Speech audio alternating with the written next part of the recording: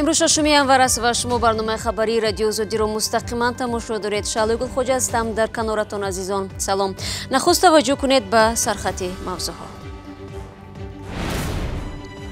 ده هزار نفر در تهران با گنرال سلیمانی ویدیو کردند. رهبر روحانی ایران وعده داد که کشتار فرمانده با انتقام شدید روبرو می شود. соли нав бо нархҳои нав дар Москва варзиши патент барои муҳоҷирон 7% баланд рафт. муҳоҷирон нороҳатанд, буҷаи давлатӣ фоида мегирад.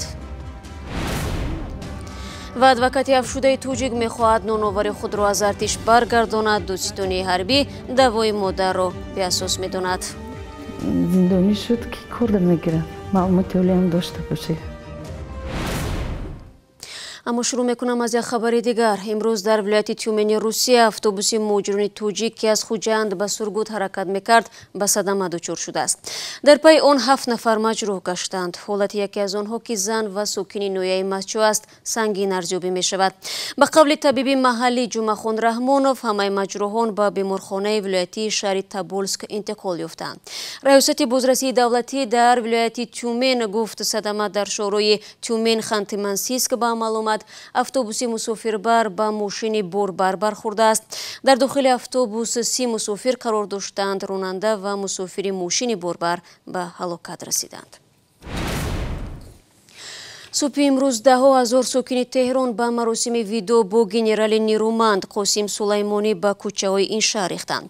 рӯйдодҳои ахири ироқ бо кушта шудани қосим сулаймонӣ минтақаи ховари миёнаро вориди шароити навине кардааст. раҳбарони ҷумҳурии исломии эрон ба гирифтани интиқоми сахт таъкид карданд. мақомоти кишварҳои мухталиф эрон ва амрикоро ба хештандорӣ ва коҳиши таниш даъват доранд. абдулло ашуров гузориш медиҳад. روز 6 январ جسد گنرال ایرانی قاسم سلیمانی به تهران انتقال داده شد. برای خداحافظی با گنرال سلیمانی که فرمانده نیروهای قدس را بر دوش داشت، ده ها هزار مردم جمع شدند. سلیمانی که رهبر عملیات پنهانی نظامی ایران در خارج از خاک این کشور را بر عهده داشت، 3 ینوار بر اثر حمله هوایی در فرودگاه بغداد به قتل رسید. جسد سلیمانی را صبح شنبه به شهر جنوب و غربی اهواز و از آنجا به شهر مشهد انتقال داده بودند.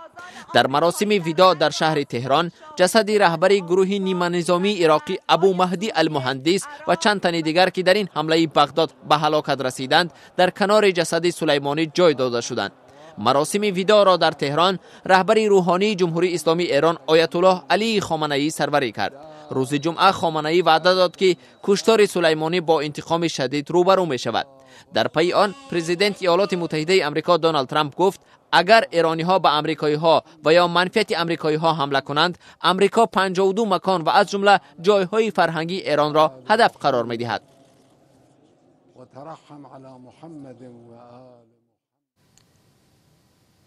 جسد قاسم سلیمانی فردا در زادگاه شهر کرمانشاه به خاک سپرده می شود.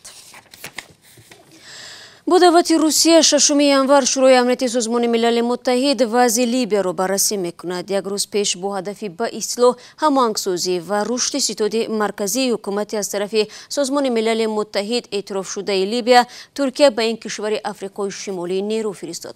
هفته گذشته آنتونیو گوترش از جانب‌های درگیری لیبیا دعوت کرد سر میز مذاکرات نشینند. اما یک روز پس از این دعوت اکادمیای نظامی شهر طرابلس مورد حمله هوایی قرار گرفت.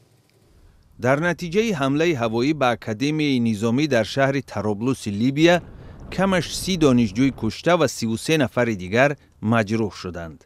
روز یکشنبه رئیس دانشکده نظامی طرابلس سعید الملتی گفت که موشک در بین دو گروه دانشجویان به زمین برخورد.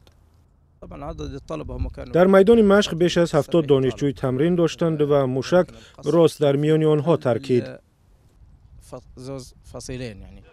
حکومت پیمان ملی لیبیا به یاد قربانی‌های این حمله 3 روز ماتم اعلام کرده است. حکومت لیبیا که در شهر طرابلس قرار داشته از سوی سازمان ملل متحد اعتراف شده است، در اظهارات حمله را محکوم نموده افزوده است که مسئولیت این عمل بر دوش نیروهای خارجی پشتیبان از جنایتکار نظامی حفتر می باشد. رهبر ارتش ملی لیبیا خلیفه حفتر ابراز داشته است که با حمله هوایی هیچ ارتباطی ندارد و موشکباران اکادمی نظامی را نیروهای زیر نظارت حکومت لیبیا که در طرابلس قرار دارند عملی کردند. ارتش خلیفه حفتر سر از ماه اپریل سال 2019 سعی دارد طرابلس را اشغال نموده حکومت از طرف سازمان ملل اعتراف شده لیبیا را از سر قدرت برکنار کند. در این برخوردها هزارها نفر کشته و مجروح شده، بیش از 120,000 کس دیگر مکان دائمی زیستشان را ترک کردند.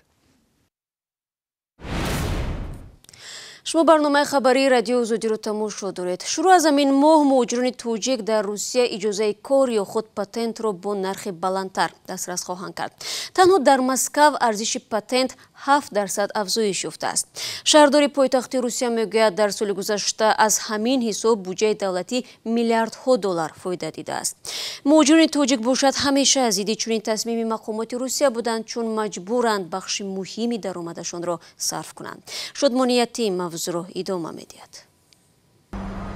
همکنون کارگران خارجی برای دریافت اجازه کار در پایتخت روسیه هر ماه باید 5350 روبل بدهند. افزایش نرخ پاتنت بر اساس تغییرات به قانون انداز شهر مسکو صورت گرفته است. سال 2018 ارزش اجازه کار در مسکو ماه 4500 روبل را تشکیل میداد. شهرداری مسکو به حساب تخمینی میگوید سال 2019 بودجه دولتی از حساب پاتنت مهاجران 18 میلیارد دلار پر شد. سرگئی سابیانین شهردار مسکو به این باور است که کارگران خارجی باید حتما انداز سپارند. سابیانین در یک جلسه شهر مسکو گفته است مهاجران نباید نظر به شهروندان روسیه به کاردهندگان ارزان بیافتند. همه آنهایی که به مسکو برای کار می آیند باید انداز سپارند. از سال 2020 ارزش پاتنت کار برای کارگران خارجی در منطقه های دیگر روسیه هم بالا رفت. این در حالی است که به گفته خود مهاجران در شرایط کمبود کار در روسیه که بعد اشغال کریم در سال 2014 و پشتیبانی جدایی طلبان در شرق اوکراین مورد تحریم غرب قرار گرفت، شرایط کار و درآمد تا رفت سنگین تر می شود. بسیاری از مهاجران از بالاروی ارزش پاتنت راضی نیستند و میگویند درآمدی که آنها به دست می آورند با خرج‌های حتمی که قانون‌های روسیه مقرر کرده است موافقت نمی‌کند. بر اساس اطلاع منابع مختلف دولتی و غیر دولتی سال 2019 بیش از 500,000 شهروندان تاجیکستان در روسیه با هدف کار و درآمد قرار داشتند، ولی این در مقایسه با 6-7 سال پیش به مراتب کمتر است. برمیگردیم به تاجیکستان. مقامات انتظامی تاجیکستان 27 نفر را با گمان عضویت در سازمان اخوان المسلمین دستگیر کردند. چند منبع در مقامات انتظامی امروز به رادیو آزادی گفتند یک شبکه اعضای این سازمان ممنوع در کشور را آشکار کردند و این افراد در یک هفته اخیر بازداشت شدند. تعدادی از این افراد در ولایت سوخت، ختلان و شهر دوشنبه دستگیر گردیدند. در بین آنها استادان دانشگاه‌ها و رئیس یکی از جماعت‌ها نیز بوده است. سازمان اخوان المسلمین از سال 2006 در تاجیکستان چون سازمان افراطی و ممنوع اعلان شده است.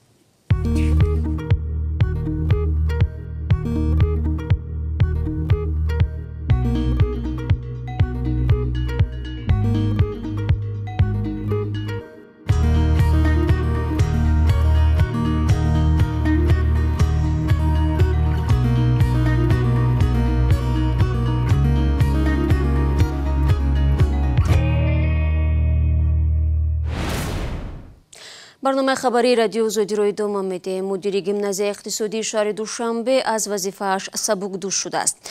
برکناری گلستان صابر و حدود 2 هفته پس از شکایت کارمندان این مؤسسه به دستگاه پرزیدنت و دیگر نهادهای ضبط صورت گرفت، هرچند خود گلستان صابر و میگوید که با خواهش خود از کار رفته است. چرا را از سروینازی در حالا میشنویم.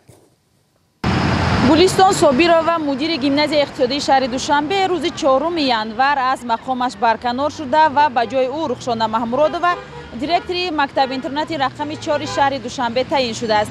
تصمیم تعیین و برکناری رهبران مؤسسه‌های تعلیمی که زیر ساختار حاکمیت اجرایی دولتی شهر دوشنبه هستند در موافقه با رئیس شهر دوشنبه گرفته می شود. خود گلستان صابرова روز 6 ینور در یک صحبت کوتاه تلفنی با رادیوی آزادی این خبر را تصدیق کرد، ولی وی گفت که با عریضه خود از کار رفته است و حالا فعلا جای کار نمی کند.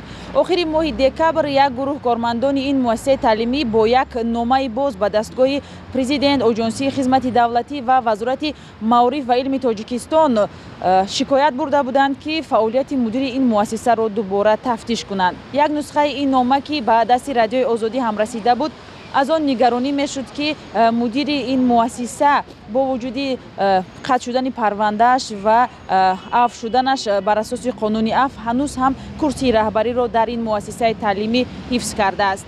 آموزگاران و کارمندان گیمنازیوم اقتصادی شهر دوشنبه از آن شکایت داشتند که رهبر این مؤسسه تعلیمی گروهی از آنها را مجبور کرده است که از ادامه فعالیتشان دست بکشند و برخی را هم مجبور کرده است عریضه‌شان را نوشته ترک کار کنند.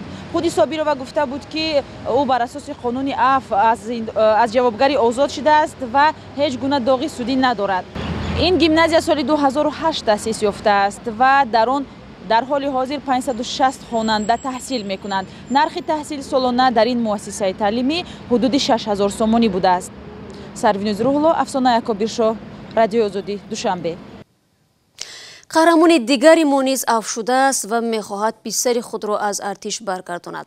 او در صحبت با همکاران ما علیشیر ظریفی و شهلای عبدالله گفت 5 سال محبس او را بیمار و بیمدار و بیکار کرد. بر علاوه تیرمای امسال نانآور او را به خدمت بردند. دستون حربی دعوای ریحانه سعیدова را به اساس خوانده و میگوید جلب پسرش به خدمت حربی در دایره قانون بود. این ادوکات سابقه‌دار تاجیک که با گناه قلابی بیش از 5.5 سال عمر خود را در زندان سپری کرد، پس از رهایی درباره جلب غیر قانونی پسرش به ارتش و شرایط سخت محبس صحبت می‌کند. او سال 2014 به مهلت 10 سال محکوم به زندان شده ماه اکتبر بر اساس قانون نوی عفو از محبس آزاد گردید. اما با آزاد شدن تبر خود او افزود خبر یافت که یگانه نانآور خانواده را هنگام دعوت تیرماهی اجباراً به خدمت بردند.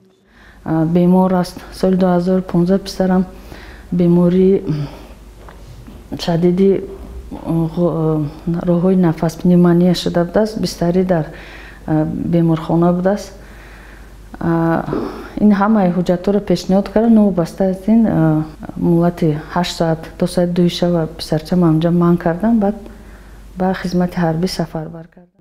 با گفته این هم صحبتمان او در اصل 2 پسر و 1 دختر دارد، اما پس از جدا شدن از همسرش سال 2010 پسر دومش به اختیار خود نزد پدر رفته است و علی جان یک پسر به حساب می رود. آدمی که زندانی شد که کار میگیرد معلومات عالی هم داشته باشه. او برای برگرداندن پسرش از خدمت به سرپرکوراتورای حربی تاجیکستان نامه ارسال نمود. مسئله جلب پسرش به ارتش و وضع زندگی سنگین خود را شرح داده است. سرپرکوراتورای حربی کشور به نامه سعیدova پاسخ داده گفته است نوبسته از آنکه پسرش بر تربیت سابق شوهرش گذشته است، این زن از حقوق مادری و محروم نشده برایش همچون فرزند به حساب می رود و یک پسر بودن علی جان در اویله را به اساس ارزیابی نموده است. دلشاد جورایف حقوقشناس تاجیکی مسئله جلب جوانان به ارتش را پیگیری می‌کند. میگوید حتی در صورت سرکشی جوانان از ارتش آنها حق ندارند که او را برای رفتن به خدمت حربی به کمیسریات حربی حاضر نمایند. اما با گفته این حقوقشناس بر اساس قانون فرزند این ادوکات سابق یک پسر حساب نمی شود. ماده 20 اونجا گفته که اگر پسر در اویله پسر یگانه باشد یا پسر خوندی یگانه باشد، اون شخص از خدمت حربی آزاد کرده می شود. ولی اونجا گفتگی در اویله، یعنی حالتی که شما گفتید این در یک اویله هست. مسئله دعوت اجباری جوانان به ارتش و استفاده از شیوه‌های گوناگون برای سفربرنمایی جوانان به خدمت در دعوت تیرماهی سال گذشته به یک موضوع داغ تبدیل یافته. در این سمت پیوسته شکایت‌ها در شبکه‌های اجتماعی صدا می‌داد. фурсате ки дар ихтиёр доштем ба поён мерасад. Канали мо дар YouTube бо номи Озоди видео аст ва шумо метавонед бинандагони азиз навору гузоришҳои ҷолибро дар он ҷо тамошо кунед ва агар майл доштед аз саҳифаҳои мо дар шабакаҳои иҷтимоӣ низ истифода баред. ман шуморо фардо дар навиди бомдодӣ мунтазир мешавам. то фардо, худо нигаҳдор.